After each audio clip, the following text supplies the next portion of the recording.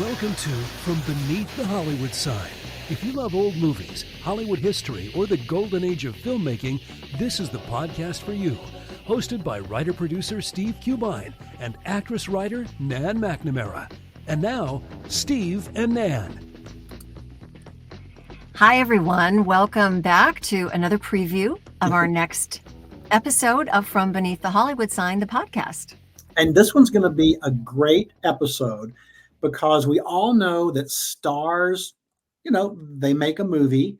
But I think one of the most important and integral and fun parts of any good movie are the character actors and actresses who come in and with the lift of an eyebrow or the purse of a lip, they steal a scene right out from under the star. And that's what we're going to talk about in this coming episode. And the person that we're going to talk about, we didn't get a chance to mention in our episode. So this is going to be all new. And we'll talk a little bit more about the other folks that we'll chat and give you some details about. But this woman is both of our favorites, I think. Yes, absolutely.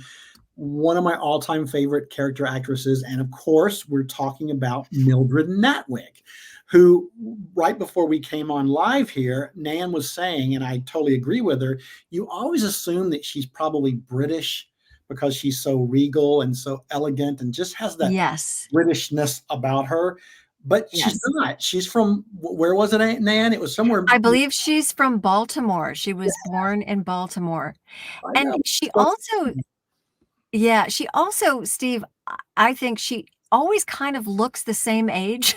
That makes sense. She's like the picture of Dorian Gray. She never seems to age. She was born 45 years old and she just maintained. Yeah.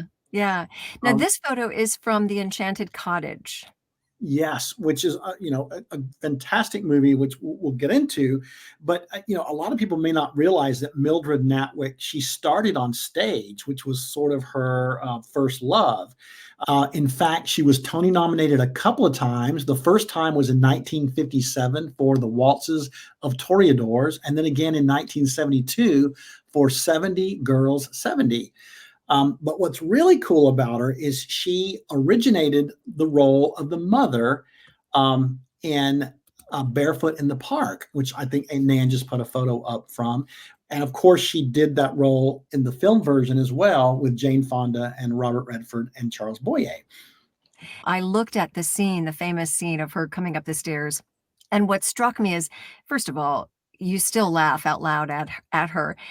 Her physical comedy it's amazing. And I'm not sure how old she was, but she wasn't a young woman when she did that movie. Right. And she's bouncing against walls and she's huffing and puffing. It is hysterical. Yes.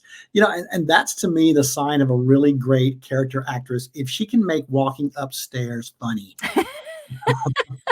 That is so true. I think most viewers will know her from the classic John Ford movie, The Quiet Man. Starred John Wayne and Maureen O'Hara and Barry Fitzgerald.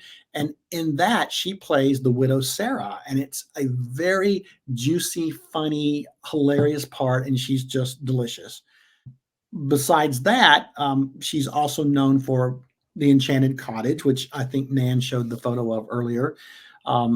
She's the one who actually rents the cottage to the young couple, Robert Young and Dorothy McGuire. You mentioned John Ford and her working with him. Directors became huge fans of hers and would use her again and again, which just is another proof positive of how talented she was. Yes. She wore a yellow ribbon also again with John Wayne. I think actors became fans of hers too. She was wonderful in that. But the movie that I remember from childhood the most, and I saw it in reruns because I wasn't alive when it came out, but it was The Court Gesture. And she has the most hilarious routine with Danny Kaye. She has the whole vessel with the pestle versus the chalice from the palace number. Yes. Genius. It's brilliant. And she's so good.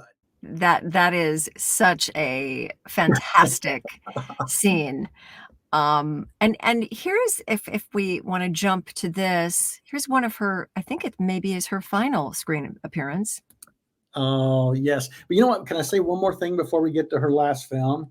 Sure. She's also just exquisite in one of Alfred Hitchcock's dark comedies, The Trouble with Harry. I'd be Yes. remiss if I didn't mention her performance in that, because it's this wonderful, dark, twisted story of all these strangers who think they killed this man. And she's just brilliant. And it was also, that movie was Shirley MacLaine's film debut, I believe. It was. And she also was pretty prolific in television. She did, in our Christmas episode, we covered The House Without a Christmas Tree, which of course she starred in with Jason Robards and Elisa Lucas. But she also did a very short-lived TV series with Helen Hayes in 1972 to 74 called The Snoop Sisters. And she ended up winning an Emmy for it. She did. And I got to tell you, as a kid, that was some delicious watching those two women together. I just have to assume they were best friends, because it sure did translate that way on the screen. Yes, I refuse to believe they didn't get along, but Yeah, she's me so too. good in that. And she was just, she can make comedy work. She can make dramatic parts work. And that led up to, her final film, which I think you had, have the slide up right now of that, which of course is Dangerous Liaisons from 1988. I was just going to say, the fact that her career spanned so far in longevity, and in types of roles. I mean, to end in a period piece like that with the likes of John Malkovich and Glenn Close and Michelle Pfeiffer, and make such a memorable appearance as her final one. Yeah, I think it was just a testament to her talent. And there's a scene in Dangerous Liaisons where she's in the bedroom with Michelle Pfeiffer, and Michelle is talking about the agony of being in love, and she starts giving advice on love, and it's one of the most beautiful scenes, and it's just the perfect way for her to wrap up her career. And I just love her in that movie so much, and I just love her as an actress. I do too. And I'm so happy that we get to remember her, and hopefully let other people know about her if they don't. Absolutely. And we'll, in the upcoming episode, we'll talk about 6 other fantastic character actresses. So this was just a little teaser. Stay tuned. We got a lot more where that came from. Our new episode will be dropping on Sunday night. Yes. We hope that you'll tune in. Absolutely.